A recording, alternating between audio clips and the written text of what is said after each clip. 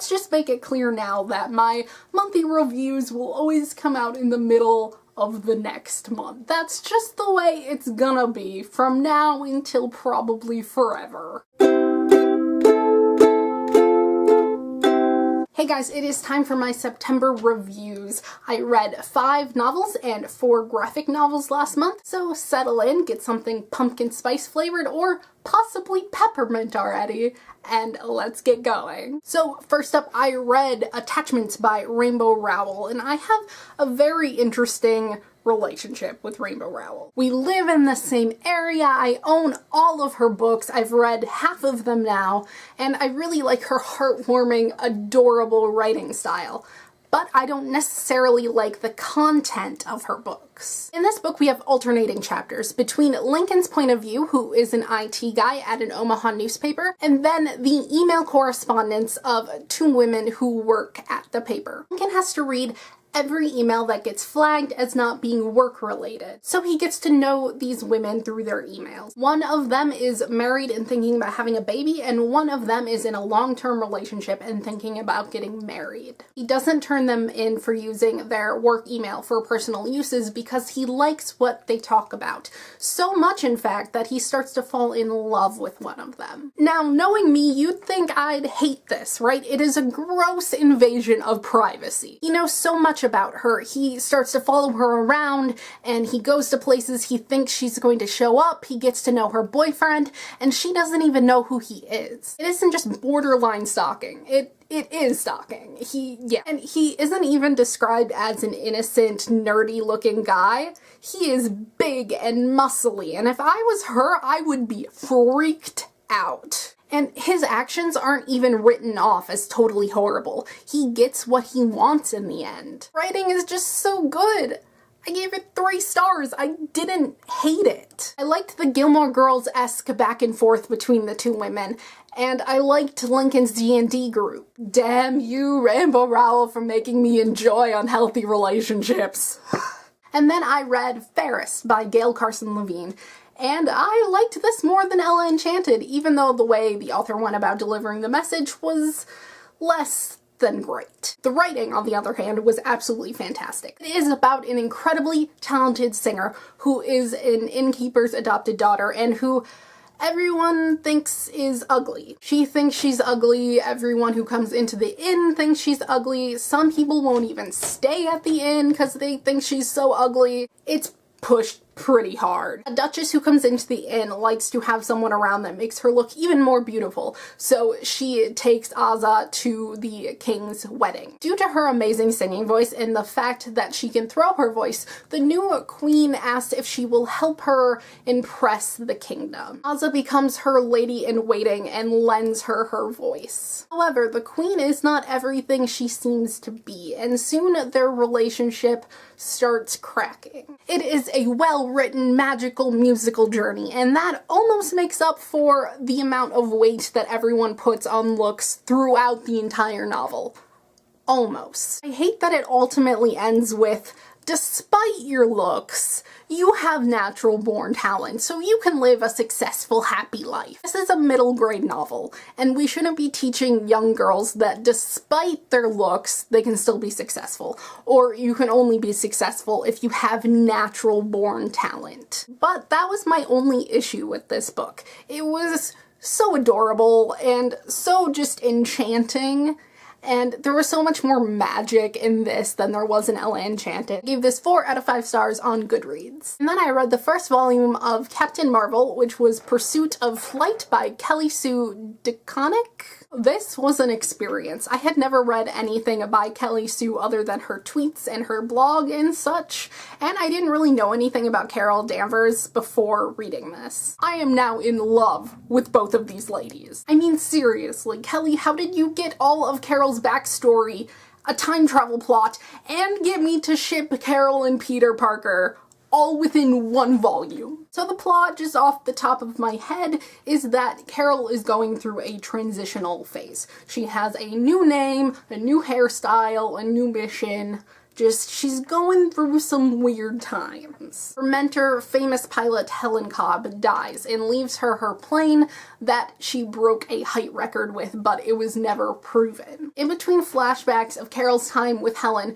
she takes the plane up to try to prove Helen's record. Only she crashes and ends up in World War II, where she meets the Banshee Squad, a tight-knit group of lady pilots who are so awesome. Together, Carol and the Banshee Squad fight alien tech that the Japanese happen to have. We also get flashbacks to Helen Cobb's life before she met Carol, where she is fighting sexism during World War II. This was such a great place to take this character because Carol is taking over Mar-Vell's name. She's essentially replacing a male superhero. So even if it's not tackled in Carol's decision to take over the mantle, gender is something that's on her mind. It's just so cool to see this established character with so much backstory in this state of flux, where she is learning about herself, her powers, her mission, and her morals. I gave this 4 out of 5 stars on Goodreads. Speaking about a female superhero in flux, I also read Wonder Woman Volume 2, which is Guts by Brian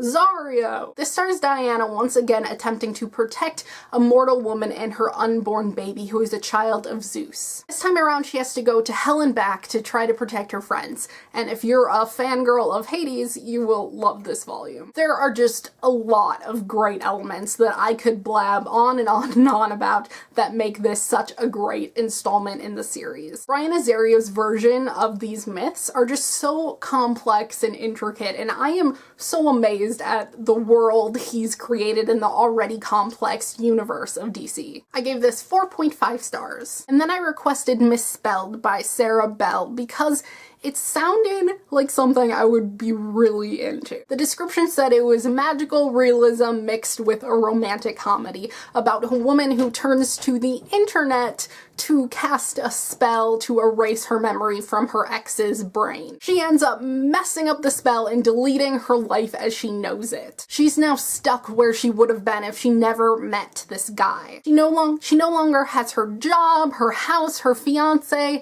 She has nothing, basically. But her family and friends' lives have improved, so she decides not to undo the spell and just try to get all of these things back herself. This really is like a romantic comedy, but it's not one of the smart ones that have come out recently, like Bridesmaids. It's something you'd find on Netflix at 1 a.m. that you've never heard of, but decide to give it a try and you end up rolling your eyes during the whole movie. The main character at one point tries to poison her ex-boyfriend. And there's a whole description about farts. Multiple page descriptions of farts. She stalks her fiance, who is no longer her fiance, and ends up following him to this marathon thing where she embarrasses herself. It's an ordeal. But ultimately she ends up using the magic that got her into the mess in the first place to try to clean the whole thing up. And even though it was so bad, I wanted to know what would happen to her, even though she's such a despicable character. The only thing that I did really like was the female friendships and how important they were to the novel.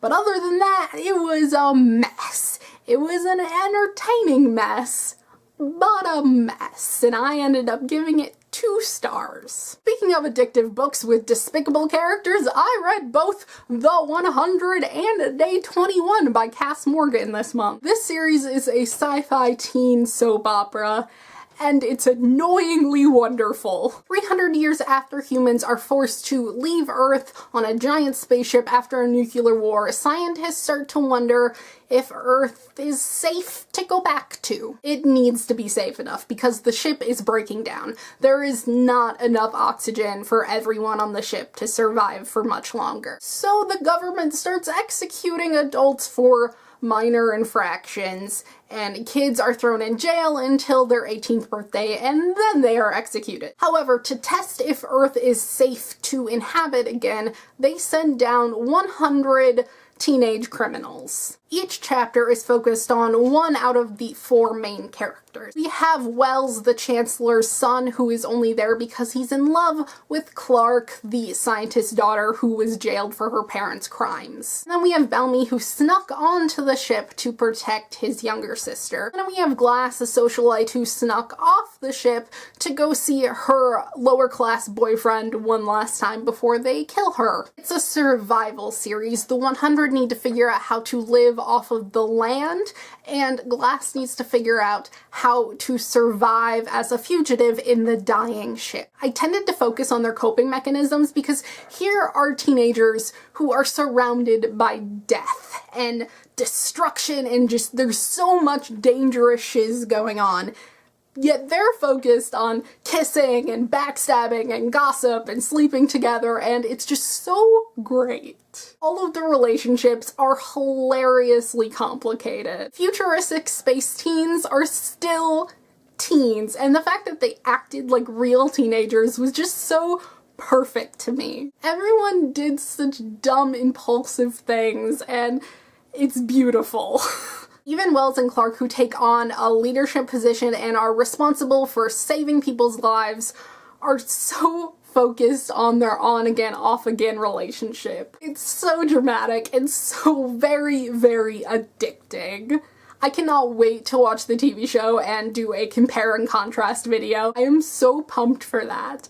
I gave both of these books 4 out of 5 stars. And then I read Watson and Holmes, A Study in Black by Carl Bohlers. This is exactly what it sounds like, but it's also so much more. By making Holmes and Watson black men in the modern age, and by flipping the normal order of their names, it changes everything. None of these stories are about them being African Americans, but just by making that tweak, it gives the canon so much more weight. It exposes any internalized racism of the reader. Holmes's way of speaking suddenly draws attention to our thoughts about intelligence and class. BBC's Sherlock would not bother with gangs. He wouldn't protect lower-class kids and women. That's just the way it is because of his white privilege. The way that they interact with the police is so important, and you can tell that Holmes has crafted this very delicate relationship with them.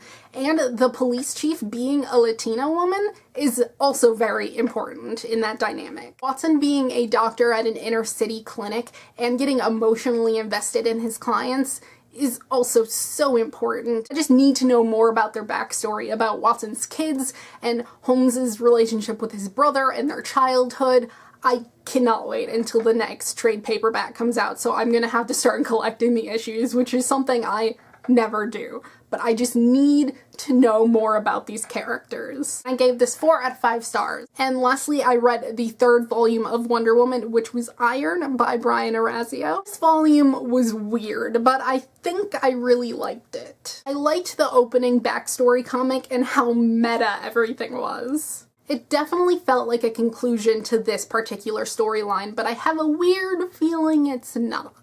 The last few pages were magical. If you like stories where the hero just kind of picks up misfits and creates this weird family dynamic and the villains stick around so long that they kind of just become weird uncles, then you will love this volume. I hope it gets to the point where Hera is just like regularly babysitting this child and it ends up calling her Auntie Hera, and I need it. And that is all I read in the month of September. As always, all of the links to the books that I mentioned and all of the links to my social media will be in the description. And I will see you guys next time. Goodbye! It is our job as a community to make sure that this community is safe.